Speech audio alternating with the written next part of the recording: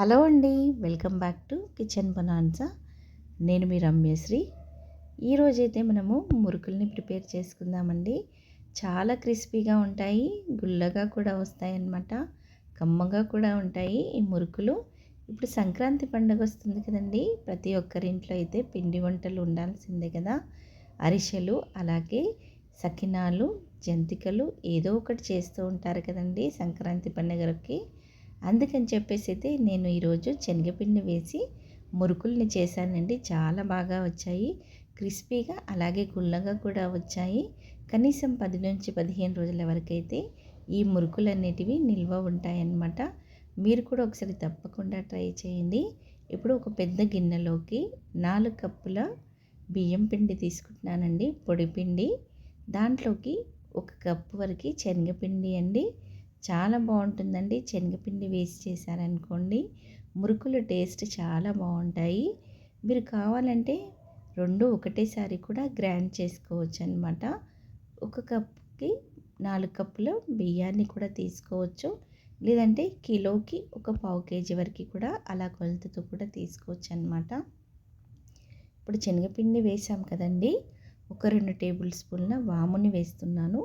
ఇక్కడ నేను వాముని పొడి చేయలేదు, డైరెక్ట్గా వేస్తున్నాను. మీరు కావాలనుకుంటే పొడి చేసి కూడా వేసుకోవచ్చు. అలాగే ఒక 3 టేబుల్ స్పూన్ల వరకు నువ్వులను వేస్తున్నానండి. నువ్వులు వేయడం వల్ల మురుకులో మంచి టేస్ట్ వస్తుందన్నమాట.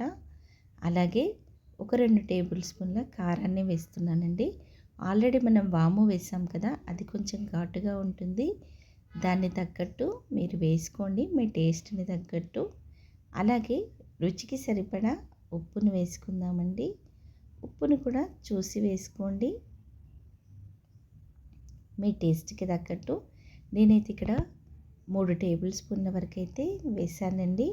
ఇప్పుడు దాదాపుగా మనకి కిలో పైన ఉంటుంది కదండి పిండి. ఎందుకంటే 1 కప్పు కొలత అయితే మనకి పావు కేజీ వరకు ఉంటుందండి పిండి. ఇప్పుడు ఉప్పుని కూడా వేసాం కదా, ఒక పెద్ద గరిటెడు నూనెని బాగా వేడి చేసి వేసుకుందామండి.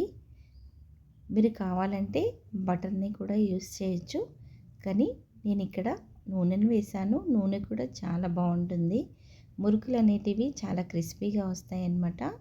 బాగా నూనెని వేడి చేసి వేసామనుకోండి. ఇప్పుడు ఇదంతా కూడా ఒక గరిటెతో సహాయంతో మనము కలిపేసుకుందామండి. ఇప్పుడే చేయి పెట్టద్దు, లేదంటే చేయి కాలిపోయే అవకాశం ఉంటుంది.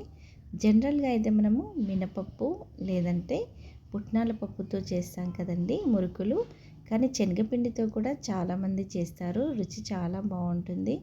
ఒకసారి మీరు కూడా తప్పకుండా ట్రై చేయండి. ఇప్పుడు మనము పిండి చల్లారింది కదా, ఒకసారి ఒక 2-3 నిమిషాల పాటు బాగా పిండిని మర్దన చేసుకుందామండి. అదంతా కూడా ఆ పిండిలోకి బాగా కలిసిపోయే విధంగా మనము దీనిని కలిపేసుకుందాము ఒక 2 నిమిషాల పాటు.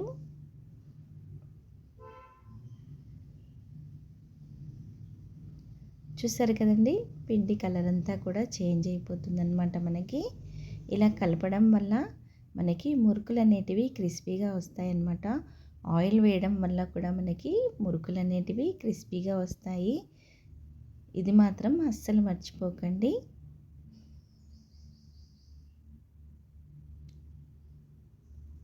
చూసారు కదండి, పిండి కలర్ మొత్తం చేంజ్ అయిపోయింది. ఇలా మనకి ముద్ద కడితే ఉండలాగా అవ్వాలన్నమాట.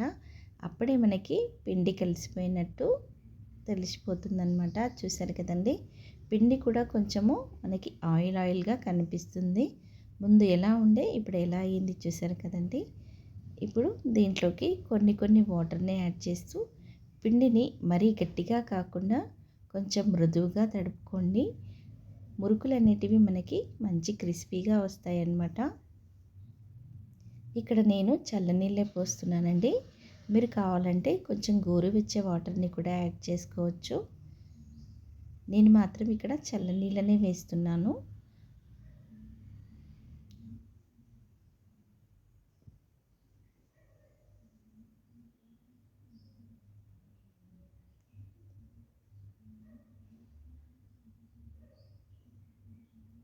చూసారు కదండి, కొద్దిగా నీళ్ళని యాడ్ చేస్తూ పిండినైతే ఈ విధంగా తడపేసేసుకున్నానమాట. ఇప్పుడు ఇదంతా కూడా ఒకసారి బాగా ఒత్తేసుకుందాము.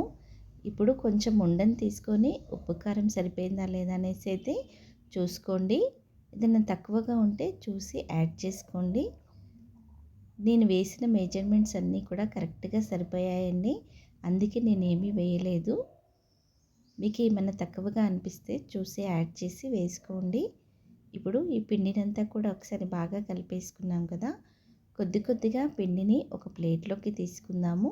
మిగతా పిండిని తడి ఆడకుండా ఒక ప్లేట్ పెట్టేసి పక్కన పెట్టేసుకుందామండి, మూత పెట్టేసి. ఇప్పుడు కొంచెం కొంచెం ఉండని తీసుకొని ఒక ప్లేట్లోకి అయితే తీసేసుకుందామండి.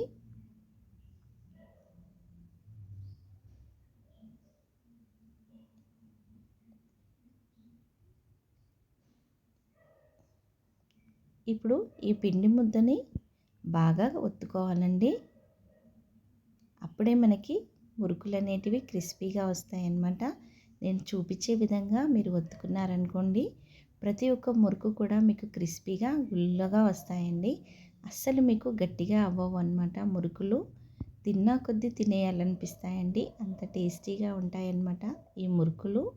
చూసారు కదండి, ఈ విధంగా అయితే పిండినైతే ఒత్తేసుకోవాలన్నమాట. ఒక 2 నిమిషాల పాటు మర్దన చేసుకోవాలి ఈ విధంగా. ఇప్పుడు దీనిని ఒక ఉల్లలాగా చేసేసుకుందాము.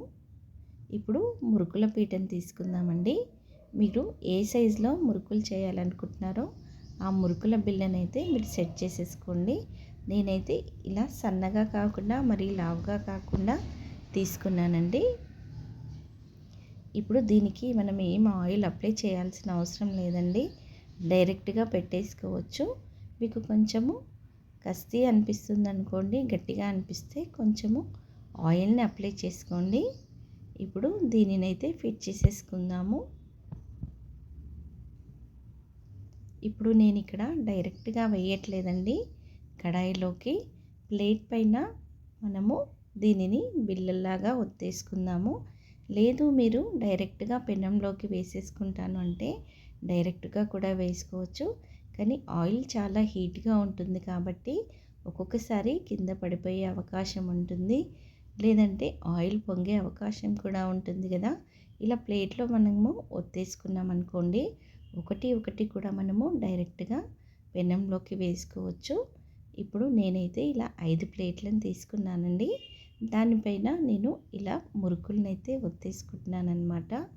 ఆల్రెడీ నేను ఇక్కడ డీప్ ఫ్రైకి సరిపడా ఆయిల్ని పెట్టుకొని ఆయిల్ బాగా హీట్ చేసి సిమ్లో పెట్టేసుకున్నానండి. ఇప్పుడు అన్నిటినీ కూడా మనము ఇలా మురుకుల్ని ఒత్తేసుకుందామండి. చాలా ఈజీగా హ్యాండిల్ చేయొచ్చండి. మురుకులు చేయలేని వాళ్ళు కూడా చేసుకోవచ్చు అనమాట. ఇలా చిన్న చిన్న ప్లేట్లో మనము ఒత్తేసి పెట్టుకొని ఒకటి ఒకటి వేసుకున్నాం అనుకోండి. చూసారు కదండి, ఆయిల్ బాగా హీట్ ఎక్కింది. ఇలా ముద్ద వేయగానే పైకి వచ్చేసింది అనమాట. ఇప్పుడు మనము కడాయి అయితే నేను ఇక్కడ పెద్దదే పెట్టుకున్నానండి. మీకు ఎన్ని పడతాయో అన్ని మాత్రం వేసుకోండి కడాయిలోకి. ఇప్పుడు ఆయిల్ బాగా హీట్ ఎక్కింది కదా, ఫ్లేమ్ని తగ్గించేసి ఒకటి ఒకటి మనం తయారు చేసుకున్న మురుకులన్నిటినీ వేసేసుకుందాము. ఇక్కడైతే నాకు 4 పడ్డాయండి.